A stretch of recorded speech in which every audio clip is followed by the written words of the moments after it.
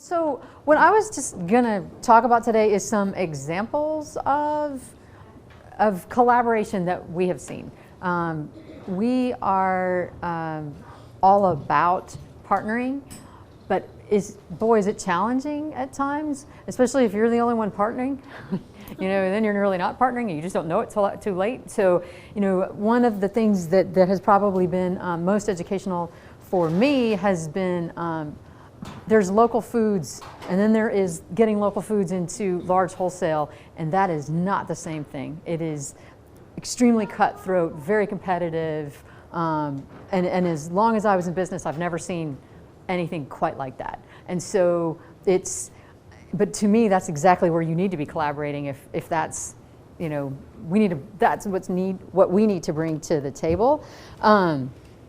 So sometimes with collaboration, I think the easiest way for me to wrap my brain around it is what are the challenges around which we're trying to collaborate?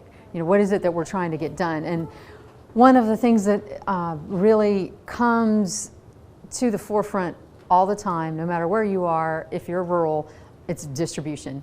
The cost of distribution and making that happen is both an incredible challenge, but also a big opportunity for collaboration. There's also the fact that there is an imbalance in supply and a lot of demand in certain places, but it's always supply at what price? It's all well and fine to say that there's a lot of demand for something, but if you don't pay enough for it, then it's not really demand in I want, I'll take 10,000 flats of strawberries for $10 a flat is completely different than $20 a flat or 30. It's just not what you often get from some of your buyers.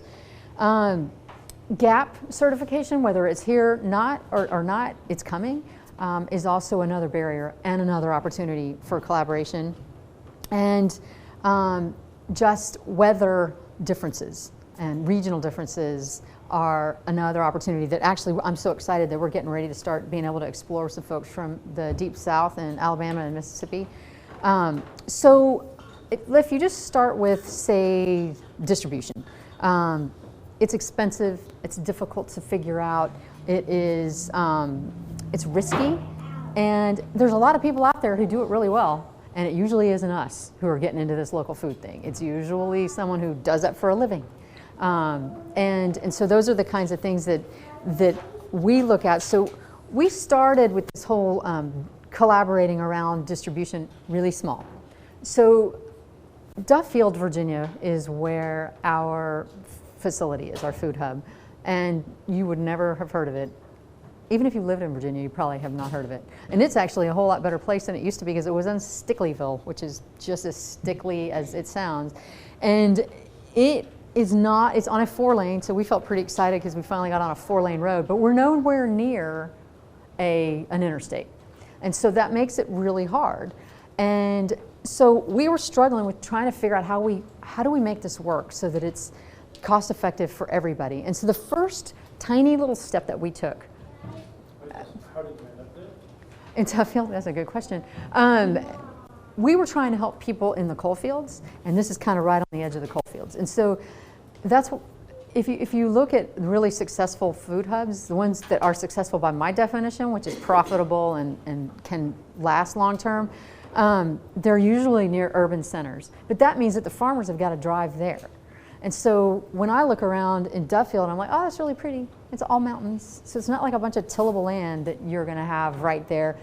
But those are the people that need it. So it makes sense for it to be there, but it is not a great place for it to be. It started there just because that was kind of where a lot of the tobacco farmers were that were the most interested in participating. So that's a really good question. Yeah, because it's like, why? That makes no sense. But there's a little town not far from there, maybe 20, 30 miles, and there is, of all things, an Applebee's there, which if you knew this town, you would be like, what? Why is that there? And they work with a distributor that we work with, and they were dropping off at this Applebee's and heading back to probably 2.5 hours away empty, or maybe even 3. I mean, it's a haul from where this was. And so we would our first little attempt at this whole backhauling and collaborating around distribution was we met him at Applebee's and transferred all of our stuff onto that truck. And it went, that's right, I think I have it in here. It was 392 miles away. That's how far that truck went after it stopped at Applebee's with nothing in it. And it was like, this is surely an opportunity. And we kept saying that to this buyer. And he kept, oh, whatever. And finally, we just kind of forced it because they were making this work financially for them. But it was like, this is an opportunity that we needed to capitalize on. And when that worked, they were like, oh, maybe you're on something. And so that was step one in terms of collaborating. The second thing that we had is we had decided, because we needed more supply, that we're gonna create another little hublet. We're gonna have like another group of farmers that are about 4 hours away from Duffield growing some product for us. We did everything right. We planned, we got them certified organic, we got them ready to go. We had a really strong partner so that if everybody else failed, it would still make financial sense to go there and pick up their product on the way back from another buyer. It was an unmitigated disaster, because I think what ended up happening is we had 6 or 7 growers lined up to grow. 2 of them grew almost nothing, but we had committed to them. So we had to somehow make sense to get up there and pick up those 2 little tiny growers' product in our tractor trailer. So the way we managed to do this, we didn't have enough product to make sense to go up to this buyer that was there. Again, part of our plan that fell off the wheels was bad weather that just jacked up the season altogether. Well, out of desperation, this buyer finally, because we just kept pestering them, agreed to sell us product just for close to what he had in it. So we would go up there with like 2 pallets and a 53-foot trailer, and the 53-foot trailer holds 22 pallets. So you can imagine how depressing that was. We bought product from this buyer so that we could come by and pick up that little bit of stuff from those growers, and then we sold that product to another buyer. Both of them are partners, those buyers. The one didn't need to sell it to us, and the other one didn't need to buy it. But they knew we were desperate, and that started all of our buying and selling and using that to defray distribution costs. But it would never have happened if those buyers hadn't been willing to work with us and we hadn't been just blazingly candid about our challenges.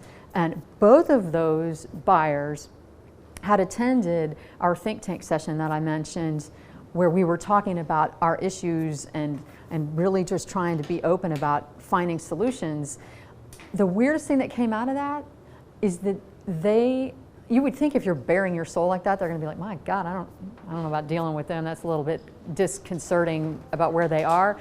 The opposite happened. They were actually instrumental to changing our distribution setup and the way we're working, because we were really clear about some of the things that we needed. So it's not the collaboration in the way that you would normally think it, but without it, I'm not sure that Appalachian Harvest would still be here, because it's been an income stream that has been incredibly vital for our off season. We have also established a relationship. There's a farmer's market in Southwest Virginia that is not really a farmer's market that you would think of in the typical sense of the word. They have a wholesale arm as well as a retail. And the wholesale arm, I think last year did $40 million in sales, so it's not like we're talking teeny farmer's market. But this is in a tiny little town. It's way smaller than Alexandria. So it's selling to DOD and other places that are really high volume buyers. Well, it's state sponsored farmer's market. And the guy who's managing it, because it's all about relationships, is just an amazing fellow. He lets us cross dock there. And I don't know if y'all know what cross docking is, but basically we have farmers that will go to this farmer's market, drop off there, and then when we show up, we get 4 or 5 farmers worth of product on our truck. But this is a facility that's 2.5 hours away. And if we aren't full and we're doing broccoli has to be iced when it's shipped. They will send us bins of ice, because they have this $100,000 ice maker, and we have a $4,000 ice maker, and it makes enough for maybe 20 boxes of broccoli, and that's about it. And if you ship a tractor trailer load of broccoli, that's a lot of ice. And so he'll send that to us for nothing. And he will buy boxes by the tractor trailer load and then pass the savings on to us. We don't want to buy it. We can't cash flow that much in way of boxes, so we'll get 2 pallets. And so that is just, they have been phenomenal, and they're not just phenomenal for us. Consequently, though, we just, ASD is a part of the Central Appalachian Network, which is a network of 5 different nonprofits that are like ASD that cover about a 5-state region. And we get grants through the Central Appalachian Network, and we recently wrote a grant for the Southwest Virginia Farmers Market to get them another electric pallet jack and some more of those reusable plastic containers. So it's sort of self-serving, because like, you need to send us more ice, here's some containers so that you can still help us. But it was like $12,000 that helped them out a lot, because we need to acknowledge that collaboration. We also work with a farmer aggregator, and that's sort of a Kathlyn term, because I don't know what to call him. He's not a food hub. He's a farmer, but he also does some buying and selling. And again, out of desperation, once we were supposed to be picking up a bunch of his product, I think he was had about, I don't know, half a tractor trailer load of cabbage that we had sold. And of course, because we didn't have our new trucks, one of our trucks was DOA, and so he was like, no problem, I'll bring it to you. And we were like, oh, I didn't know that was an option. And it was like, why didn't we ever ask that before, that he could bring it to us, and we just reduce, we reduce what we might be charging him, or we increase his price just a little bit. And ever since that happened, it has been amazing, because we're always sharing loads. Like if he's going to Knoxville, we never go to Knoxville. And he's going to Knoxville to sell to US Foods. If we've got some product that could be sold, then we put it on his truck. So same thing goes for us. And I mean, and it has been incredible, but it is a partnership, and every now and then a couple of things have gotten a little bit of a rub, but for the most part, it's been really amazing. I'm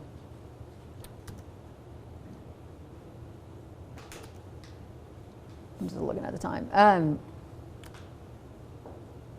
So I think probably what you probably could tell from all of that is it's been like desperation, and then you get something good out of it. And I'm not saying that always happens, but I have learned from all of that if you are not being really honest with your partners, then you're not going to get any help until you can finally try and help people understand what your needs are. And so one of the things that we have done is worked with freight brokers. And I had never been in that realm before, and we got totally burned the first time we did it. We worked with a guy to use our trucks in the off season, and he ended up owing us $10,000, and I think we ended up only getting 2 of that back. And so we had an unpleasant lesson to learn from that. But since then, we have learned how to deal with freight brokers. How do you find loads? There's a site called Get Loaded, which is the only reason I can remember it is that's the name. Is an excellent name. The young guys who are working for us really like that. But to try and find, there's a lot of resources out there for you, but figuring out how do you make that work has taken us establishing relationships with brokers who can educate us on what to look out for. I had this fantasy where I decided, and I've tried to do this twice now in different grants, and I'm about ready to give up, but when you see trucks coming out of Appalachia, they're gonna be empty. Unless it's a coal truck, there's nothing coming out of Appalachia. And so I'm like, that's opportunity right there. That is opportunity waiting to come. We should be able to get something on that load. And I'm still trying, and I haven't given up, but that's also not a refrigerated truck. And they probably really don't care that much about food safety. And they're probably going to be unwilling to wait for farmers to dough into the meeting place 20 or 30 minutes later, an hour late, because they're going to be long gone. And so there's been all these hurdles to that. However, our freight broker just kind of helped educate us on what that looks like. For instance, if it's an opportunity that from Asheville, North Carolina, from California to Asheville, North Carolina, it was like $4,000 at the time we were talking for a tractor trailer load. From Asheville, North Carolina to California, it's $2,000. So that says to me, opportunity, but we have to figure out how to capitalize on that opportunity. And it wouldn't be ASD being able to do that on our own. One of the examples that has been both wonderful and atrociously awful all at the same time, and that seems to be all my examples, is we managed to get a really large demand for broccoli and cabbage from 2 of our buyers. And I think the total was a week, 1,120 cases of broccoli and 720 cases of cabbage each week. And that's well over 2 tractor trailer loads of cabbage and broccoli. And it was about a $1.5 million to $2 million deal if we could just do it. And so we got, I mean, when you start throwing those kinds of numbers out there, people listen and they get excited. But then when the season hits, things fall apart. And so we did really well. We were dealing, I think we were ending up about 1,800 cases a week, and it was going great. And then quality issues started happening, and reliability started happening. And our very best, our most favorite buyer is like, we're going back to West Coast broccoli. We can't deal with this anymore, which was a devastating blow because it was just this huge opportunity that we had blown. And broccoli is an opportunity because I said it has to be iced. Think about that, coming from California and having to worry about broccoli being iced the whole way. It's a whole lot easier. And Extension in Virginia had done this before, where they tried to capitalize on this broccoli market. But again, if growers don't know how to do it, it's going to be challenging. So we ended up, you know, if, like I said before, if you're a partner and they're not, it's a challenge. We had some people who were just not behaving as partners, and we had not set up anything to manage that. We hadn't done a whole lot of looking forward, looking down the road. I mean, you know, if there's going to be a problem, it's not if, it's when. And we should have looked at that and come up with what our grievance process would be, or how we're going to manage that, so that we could make sure that, to the extent possible, we could prevent it. Fortunately, we have regained that market, and we're back in this broccoli business with both of the buyers that we have, and it's going well for now. But it's partly because there has been an appetite created with those buyers for it. So they've got that tolerance of, we need it, so I guess we'll deal with you. But our goal is to make it streamlined so that we're cross-regional, so that we can get broccoli from the deep south in like November to April, and then we moved to more like central Virginia, and then we move to Southwest Virginia, so that we're kind of consistent all the time. But that takes a lot of coordination, and it takes buyers that are supportive. It takes support of the farmers. Broccoli is not the easiest thing in the world to grow, and we have support up in our area. The people in the deep south don't have any, and so our plan is to work with them, but we've got to make sure they have the support from on the ground Extension or whatever, whoever could support them to make that happen.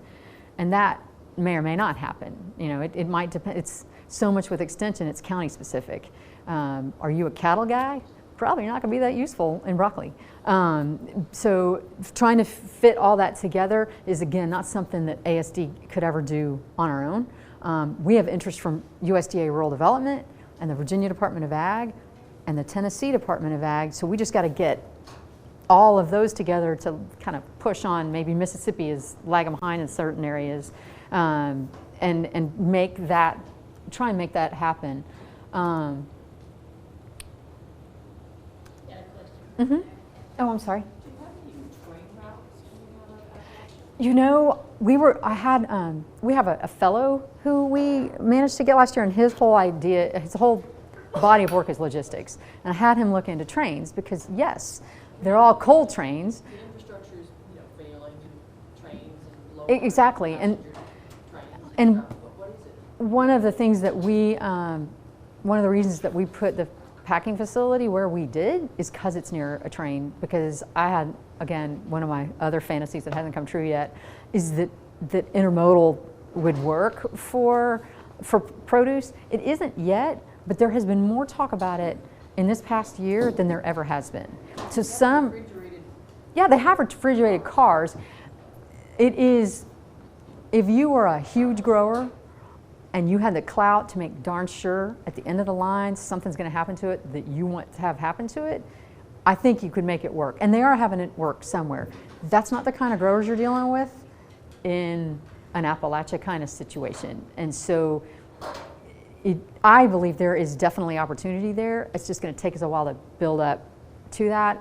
I mean, wouldn't it be cool if we're shipping, I don't know, produce out of Appalachia versus coal? Of course, I hesitated just because where the coal is coming from, you really can't grow anything just now on that land. Maybe another 20 years. So, you know, they're making nice flat spots on top of the mountain, but you can't grow anything on it. But y'all don't have that, so see, that's good. You got fracking, right?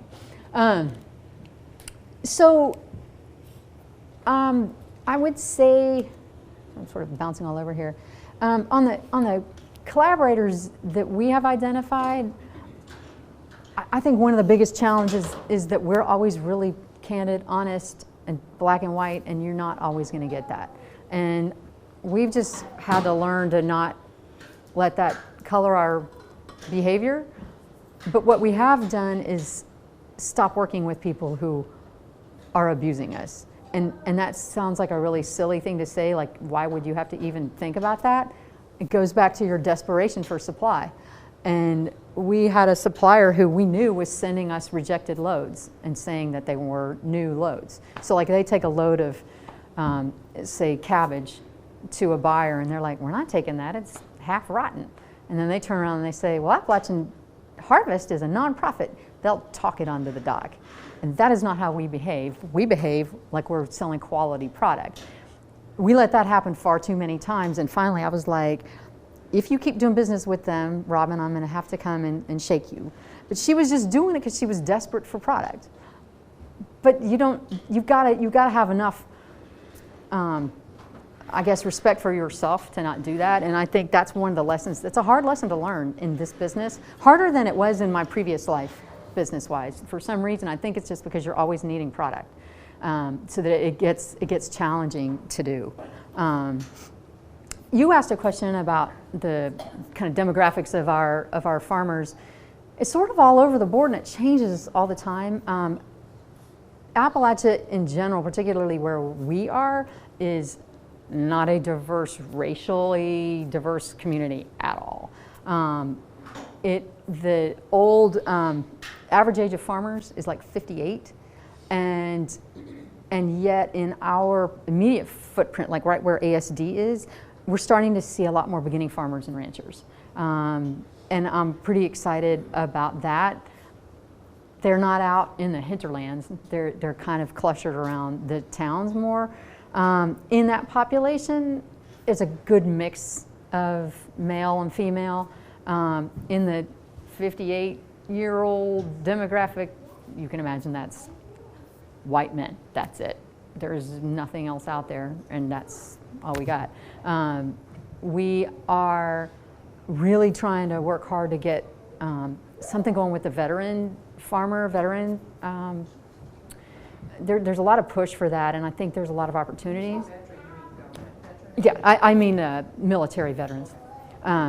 Because there's a lot of opportunity for them, and there's a lot of opportunity for growing more food if we can just get more people interested in that. So, you know, it's kind of been interesting because we do have a few more women farmers than we had in the past, which has been exciting because I'm seeing a lot more opportunities in more local areas for that. None of the larger scale, that's not true. I think we have one larger scale farmer that is a woman, and then a few that are couples. I just wonder, in India, they have the microloan. Yeah. And if there was any kind of a program like that. We have not gotten into the lending realm yet. And I know part of it is my own personal bias against debt because I hate debt. But I also recognize that it's really valuable. And so we're kind of working with some other folks to identify whether that's the biggest need. The biggest need that we have right now is business planning, market planning, and treating it as a business. And we were working with BB&T. I don't know if y'all have them in this area. It's a financial institution, and they want us, their recommendation is that we use the carrot and stick approach. It's like, you may not want to do business planning, you may not want to track your financials, but if you ever want a loan, you're going to have at least 3 years of that in order to get a loan. And so trying to help them start thinking through that in order to access capital, you're going to have behaved a certain way over time. So we're kind of focusing on that first part to get people to start treating their farm more as a business. And in some cases, it's not a full-time job, and so they're kind of treating it as such. But then in the back of their mind, they're wanting it to become that full-time job, but it just is never going to happen if you're not pouring that into it. So what questions do y'all have on that so far?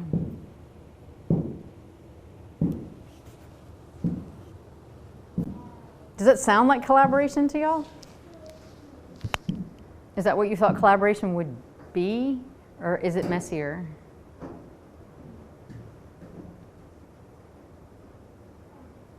Sounds like collaboration to me.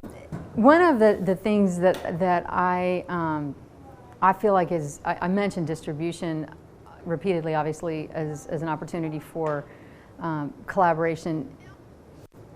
One of the things, we just never gave up. I mean, Appalachian Harvest is 15 years old. It's not like we thought in year 12 all of a sudden, golly, we should backhaul. It's bad to have empty trucks. We thought that, and we asked, every year we would put backhauling in our budget, and every year it'd be like, well, that didn't work, because we'd have a big fat zero next to it. We just kept having to push. And that's sort of what every bit of the collaborating that we've done has required, is it's just like this dogged commitment to whatever it is that you're trying to do to get people to be interested. And it seems like, we've kind of pushed the rock up the hill, and I don't say that we're at the top and getting ready to go, get it smooth sailing, but I think that it's getting better because the stuff that we've done has worked. So like one of the buyers in our area, they don't buy that much produce from us, but we get 2 backhauls from them every single week that are, around $1,500 total just for these short backhauls. And we were coming back from Whole Foods anyway, so why wouldn't we put a bunch of stuff on our truck? Well, now they work with us to go to Wisconsin because they need stuff from Wisconsin, and that pays even better. And now we're trying to find routes. How can we earn income to get up there to get it? Meanwhile, I've been having this fantasy of I have plenty of fantasies, and some of them actually happen, but most don't. But there is some value-added product in the Southeast Ohio area that I really want to get my hands on because I think our buyers would really like it. But we had no reason to be in Southeast Ohio. And so now that's one of the things that we're trying to figure out is if we could do that, what would it look like? Because then it's again, I'm all about local, but I'm also about regional when you're talking larger scale markets, because it's just really hard for uber local to make it all make sense with season variations and that type of thing. So I feel like it takes all of these layers to make it make sense. There you go. Well, we no, I don't. I just feel like it's all how you make it make sense logistically. And so, it's like the farmers in the Deep South. We're already in Atlanta. If they can get to Atlanta or even close, how hard should that be to make that make sense? Well, it is hard because everybody's actually got to grow it so we can pick it up. So are we going to sacrifice our, $1,000 backhaul because you've got 2 pallets of collards that I can pick up and a pallet of broccoli and what else? The purple hull peas. I don't know. They had like a few things that they were growing. I was like, but can you grow it in this much to make it make sense? Or can you all get together? And we just know from our end, it's taken us 15 years to get that to work. So it's not easy because if you're a grower that's not growing right now, because you don't have a market, you got to have a whole lot of trust that what the thousands and thousands of dollars you just spent planting that, caring for it, and blah, blah, blah, is actually ever going to go anywhere. And trust has been one of the biggest obstacles, I think, to Appalachian sustainable development itself, its growth, because we spent far too many years ticking people off because we were like, organic, grass-fed, organic, grass-fed. Oh, you're conventional? Oh, what you're doing is wrong. And nobody said that out loud, but it was pretty well loud and clearly implied. And you don't move anybody, you don't get anybody wanting to join your club if you're ticking off a lot of the potential club members. And so, you know, I think that's recognition of that when you're trying to collaborate. You know, I had my own board for the longest time was like, you can't take money from them. I was like, if we're only going to get money from white hats, it's going to be a really small budget because there's not that many pure people out there, me included. And I want to step back on this distribution thing. I keep talking about tractor trailers because that's a lot of what we have, but there is no reason on God's green earth that can't apply to a Prius or a box truck or a pickup or anything. It's just making the effort to do it. And really, I mean, we had one of our buyers is a place called Horton Fruit that sells to like Kroger and that kind of thing. And the way we found out about them is Robin Robbins, who is our general manager for Appalachian Harvest, saw their truck driving through Duffield. Nobody drives through Duffield, and so she got in her car and raced after them, which she's a self-described cat granny driver, and so that must have been something to behold. She actually probably got above 50 and managed to go and find, oh, where is this going? Oh my gosh, it's going to Louisville. We found out they go to Louisville, Kentucky, through Duffield twice a week, completely empty. And so they now stop in Duffield and load up at our facility, so we do nothing but get it there and get it ready to go, and then they haul it to Louisville where it gets to Kroger. So like I've been in Kroger before and I was like, oh, I didn't even know we were selling to them. Well, we're not. We're just selling to Horton Fruit and it gets there. And so, you know, those kind of things I think are they're wonderful, but also you don't want to build your business on happening to see a truck drive through a town. Question, as a service to your producers, your growers, do you provide any service? I know you mentioned business skills. Are you providing any information on? I'm glad you asked that. We do a lot of different types of training, and in our region, for some reason, I don't know if that's happening here, it would seem not with the people you have here today, I think they're getting training exhaustion, and because a lot of the classes that we've been holding, ASD and a lot of our partners have not been very well attended, but we do GAP training, we do business training. In fact, we partnered with Virginia Tech to get a beginning farmer and rancher grant. So we'll be doing, Virginia Tech came up with a curriculum called Whole Farm Planning, which is like soup to nuts. And they've got like, I think 7 different modules. And it was a very solid program. And we were one of the pilot groups for training farmers on it. And we were kind of skeptical about it to start with. And it turned out to be a really, really solid, valuable curriculum. And we have chosen with this new round of funding to focus on business management and marketing planning.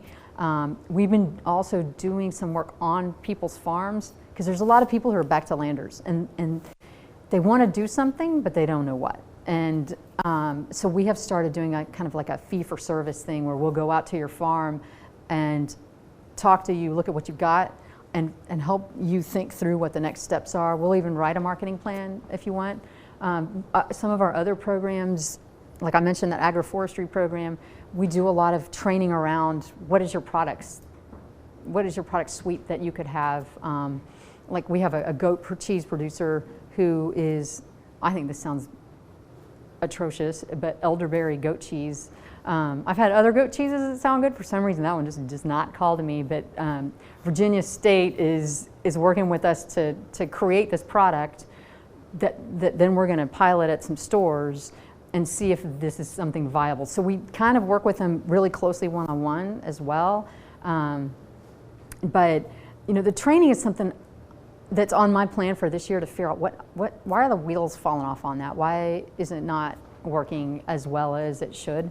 Is it that people don't go to training anymore? They just Google it? and go to YouTube, or or what is it that we're missing? Other areas it's doing great still. So, but we do definitely offer it, and we partner with a lot of other people who offer that. The retail ready curriculum, like the program that University of Kentucky has developed, Mm-hmm. Virginia is incorporated into it or not.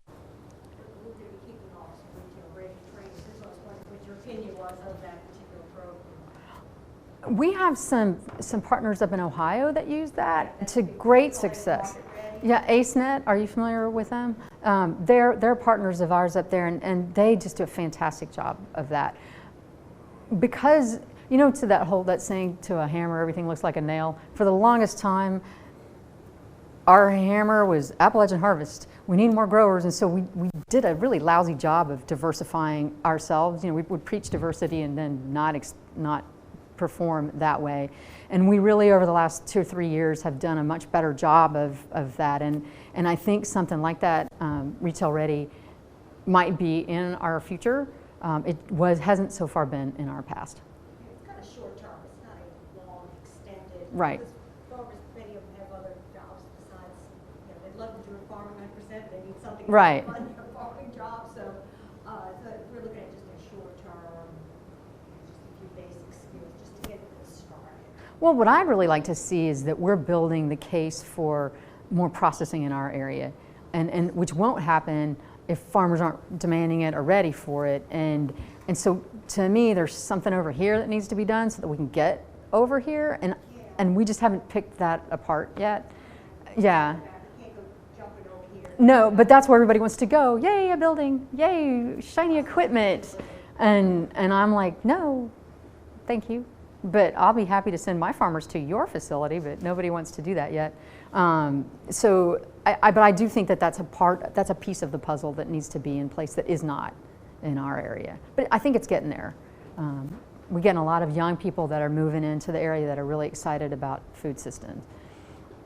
About 5 more minutes. Thoughts, questions? I was just wondering, are all your farmers certified organic? No. Not certified. They used to all be certified organic. We used to have a growers group. Here's another caution tale. We did a growers group so that we could make it easier for growers to get in, and we bore all the responsibility for inspections and everything, and it got to be where it was a full-time person's job. We were never coming close to paying for it, and we had to desist. So we started it back up again because we don't learn, but now we're starting it up differently. We're saying there's 6 crops that you can grow and that are certified organic. You can only sell them through Appalachian Harvest. That's not our rule, that's a growers group rule for organic. But it gives small farmers access to markets that will take that product certified organic. And so it's helping us get some more people back in. When we had to start being GAP certified, we lost a ton of organic growers because they couldn't afford to do both. And so a lot of times they just stopped selling through us and started selling at a more local market, which is great, but it was a big blow for our farmers to have to be food safety certified. Certified organic, yeah, the land has to be watched for like 5 years, right? And 3 years from back from the point of harvest, it has to have not had inputs, Yeah. or illegal inputs, I GAP should say. is gonna be something similar. No, GAP has rules around like it's water quality. It's a bunch of different things, and you can't like apply manure, today and harvest tomorrow. I mean, you have to have like a 120-day window or something like that. So there's protocols like that. To me, a lot of the protocols in GAP are fairly common sense. However, there's a new global food safety initiative, which I think goes so far above ridiculous that tissue sampling kind of nonsense is, sorry, I won't go down that path. However, I just feel like some of it is quite logical and practical, and if you were to think about it, you'd think, well, sure, I shouldn't have put my field downhill from my livestock so that the runoff from that can go into my crops. I mean, you would think about it, but it's more just thinking about that kind of thing. And water quality testing. In our area, the quality of water is atrocious. Well water in particular, most of it has whatever it is, I can't even remember the name of those. And so we have to treat our wells before they can be used. And so we've been giving farmers water from our facility, which is municipal water, so that they can do foliar sprays, because you can't use that water on foliar. Maybe one more question, and then we'll leave. Now, anybody have another question? Kind of different direction on this, but I was wondering if you guys internally use any sort of food hub type software? Yes. Like, I've heard of local ordinance. That's the one that I've learned a little bit about, but I was just curious. We use two. Appalachian Harvest uses something called the Shipper's Office, and it's okay for what we need. I wouldn't endorse it 100%. It would be inappropriate for most really small places. It works, it's designed for larger ag. We also use Local Orbit for our Rooted in Appalachia program, which is really small scale. What Local Orbit does is it kind of preserves the relationship between the farmer and the buyer, whereas with Appalachian Harvest, it doesn't, because we have to insert ourselves. Because if you don't have enough for all your buyers, you want to decide who's getting what, which sounds terrible, but we've got to do that because we've got to keep them happy. But Local Orbit has had some struggles. My accounting person is not a hugest fan of it. We've also used, is it locallygrown.net? I think, and from some folks' perspective, not accounting, but from like the farmer perspective, I think they liked it better. No, Local Dirt, I'm lying to you. It's Local Dirt. I'm not like huge fan of any of them at this point. I've heard about some others that we just haven't had the time to experiment with. I'd really like to have them all in one. Our Shipper's Office program is actually a client server. It's not a web app. So it's really archaic. So I'm kind of hoping that sometime they're going to redo it and put it on a better platform, because it would be much better if it was web hosted. That's the official time. Okay. Well, thank y'all for listening to me again.